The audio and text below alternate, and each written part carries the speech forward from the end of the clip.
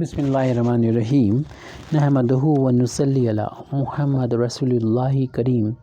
ये problem differential equation के linear differential equation of higher order and with constant coefficient chapter से है। तो यहाँ पर कांस्टेंट कोफिशिएंट है, ऑर्डर हायर है क्योंकि इसमें सेकंड डेरिवेटिव यहाँ पर डिनोट कर रहा है वाई का विद रिस्पेक्ट टू एक्स। तो इस प्रॉब्लम को सॉल्व करने के लिए इसके दो पार्ट होंगे, कम्प्लीमेंट्री फंक्शन फाइंड करेंगे और particular integral. Complementary function find हो जाएगा हमसे अगर हम एक्सिलरी इक्वेशन का यूज़ करते हैं। तो इसके एक्सिलरी इक्वेशन से तो सबसे पहले इस गिवन डिफरेंशियल इक्वेशन को लिख लेंगे, फिर लिखेंगे इट्स एक्सिलरी मतलब हेल्पिंग इक्वेशन, या सब्सिडियरी इक्वेशन भी कहते हैं इसे, एक्सिलरी इक्वेशन। तो इसे एक्सिलरी इक्वेशन लिखने के लिए y का जो कोफिशिएंट d का फंक्शन होता है, d की जगह पर m पुट कर देते हैं। तो m स्क्वायर माइनस का 2m + 4 = 0। फिर m की वैल्यू इसके फैक्टर तो पॉसिबल नहीं लगते हैं, तो इसमें उमर खयाम का मेथड जो फार्मूला है उसका यूज़ करेंगे, यानी क्वाड्रेटिक फार्मूला। यानी ये होता है ax² प्लस का bx + c = 0। इसे सीरीधराचार का फार्मूला भी बोलते हैं। x = -b ± √b² - 4ac/2a। इस फार्मूले का यूज़ करेंगे। तो यहाँ पर x यहाँ पर हमारा m है, तो m की वैल्यू हमको मिलेगी, और a की जगह पर 1 है, b की जगह पर -2, c की जगह पर 4। तो ये वैल्यू हो जाएगी -b यानी -2 ± स्क्वायर रूट यानी b² - 4ac/2a। और यहाँ से हम m की वैल्यू को फाइंड कर लेंगे। तो m = हो जाएगा माइनस प्लस का ये 2 प्लस माइनस का स्क्वायर हो गया 4 प्लस 2 का स्क्वायर 4 माइनस की ये हो जाएगा 16/2, और ये बचेगा 2 प्लस माइनस स्क्वायर रूट में माइनस का 12 बचेगा, और 12 को लिखा जा सकता है 4 × 3 लिख सकते हैं /2। यहाँ पर माइनस को -1 × 4 भी कर सकते हैं, यानी -4 को लिख सकते हैं -1 × 4। और हम लोग जानते हैं स्क्वायर रूट -1 जो होता है वो i होता है, और यहाँ से इस 4 निकल आएगा 2 के फार्म में, √3 पर रह जाएगा /2। और इसको जब हम सेपरेट करेंगे तो m की वैल्यू कॉम्प्लेक्स नंबर की फार्म में हमें दो अलग अलग वैल्यू मिल जाएगी।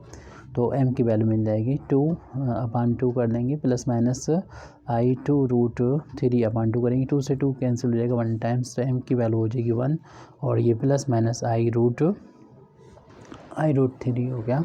तो m की जब इस कॉम्प्लेक्स नंबर की फार्म में वैल्यू मिलती है तो हम कॉम्प्लीमेंट्री फंक्शन इस तरीके से लिखते हैं कि जो रियल पार्ट होता है उसको लिखते हैं e की पावर में 1, जो भी रियल पार्ट है वो उसमें इंडिपेंडेंट वेरिएबल का मल्टीप्लाई। उसके बाद जो इमेजिनरी पार्ट है उसके लिए आप आ जाइए, क्योंकि दो वैल्यू होते हैं प्लस माइनस कंजुगेट फार्म में, तो c1 और c2 दोनों आएंगे। c1 कॉस, इसमें i का जो कोफिशिएंट होगा √3 उसमें लिखने के बाद x से मल्टीप्लाई, प्लस c2 और साइन √3x, ये सेम एंगल वही लिख दिया जाएगा। इस तरीके से हम देख रहे हैं कम्प्लीमेंट्री फंक्शन। तो m की वैल्यू को देख के हम लोगों ने लिख लिया है।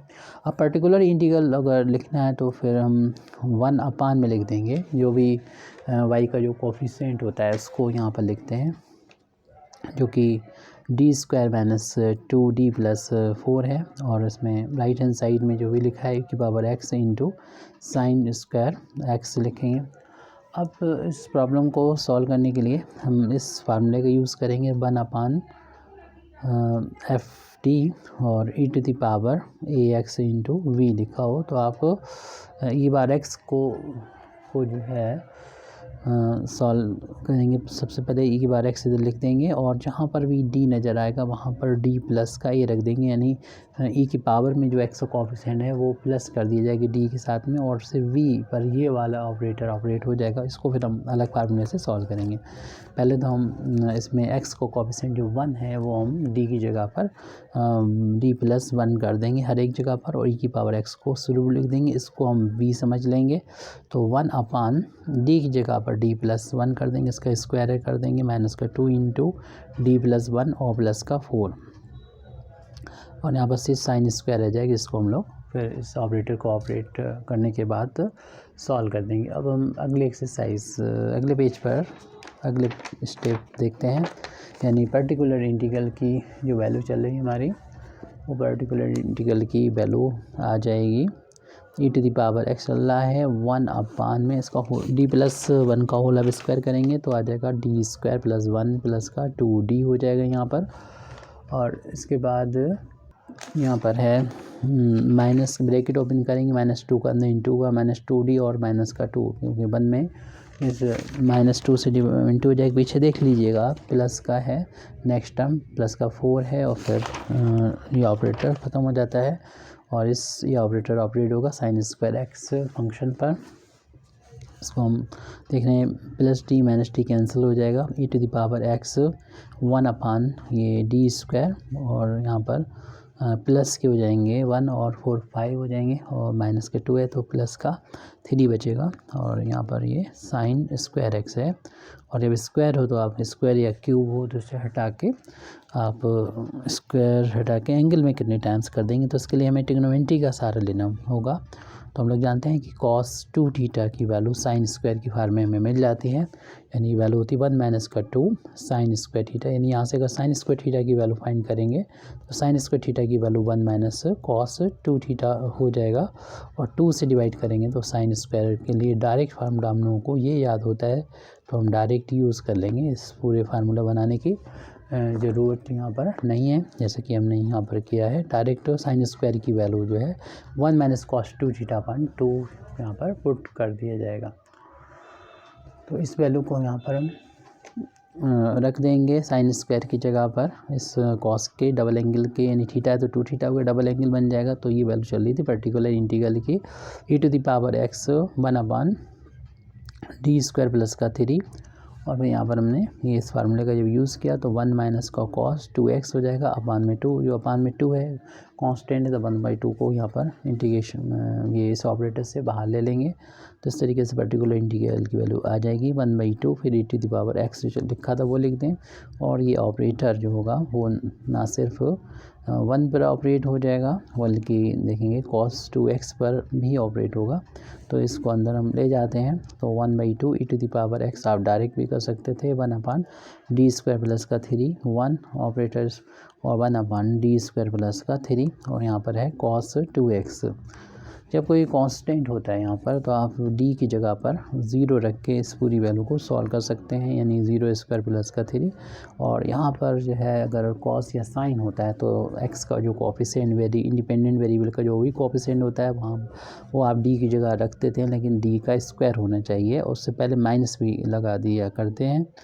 तो और प्लस का 3 है वो लिख दें, और cos 2x जो लिखा है वो लिख दें, वैसे ही ये कंप्लीट हो जाता है। यहाँ पर हमने जिस फार्मूले का यूज़ किया 1/, fd² cos ax हो, तो आप क्या करते हैं सॉल्व करने के लिए 1/, जहाँ पर भी d² हो माइनस अलग रखते हुए, और यहाँ पर x का जो कोफिशिएंट है a उसका स्क्वायर कर देंगे, d का स्क्वायर था, और बाकी जो वैल्यू थी यानी cos 2x को ऐसे लिख दिया। इस फार्मूले का हमने यहाँ पर यूज़ किया है।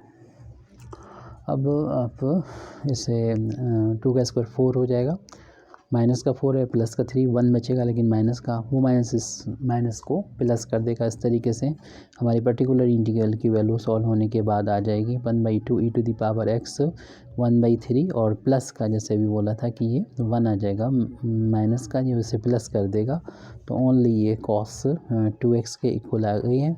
आप चाहें तो इसमें एलसीएम ले सकते हैं अपान 1 करते हुए 3 को, तो 1 का इधर इंटू हो जाएगा और 3 का इधर इंटू हो जाएगा। 3 cos 2x इस आंसर को इस बार में कर सकते हैं, या 3 को बाहर ले लें तो 1/6 हो जाएगा, 2 के साथ मल्टीप्लाई हो गए e⁻x और 1 प्लस का 3 टाइम्स cos 2x ये था, तो लिख दिया हमने यहाँ पर। ये पर्टिकुलर इंटीग्रल की वैल्यू है।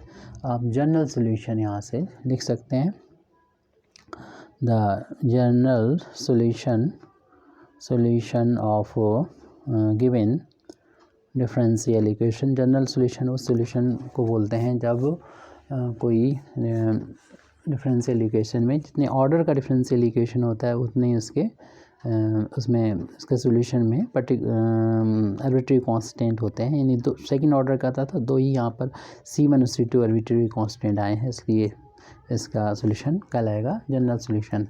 अब यहाँ पर हम जो फाइंड की थी वैल्यू यानी कम्प्लीमेंट्री फंक्शन की वैल्यू, उस वैल्यू को यहाँ पर लिख देते हैं, जो कि थी e⁻x C1 square cos of square root 3x plus का C2 sign of square root 3x। ये यहाँ पर हमारी सी कम्प्लीमेंट्री फंक्शन की वैल्यू थी। अभी पर्टिकुलर इंटीग्रल की वैल्यू फाइंड की है, तो 1/6 e⁻x, और ये ब्रैकेट क्लोज नहीं किया हमने, यहाँ पर क्लोज कर लें इसको।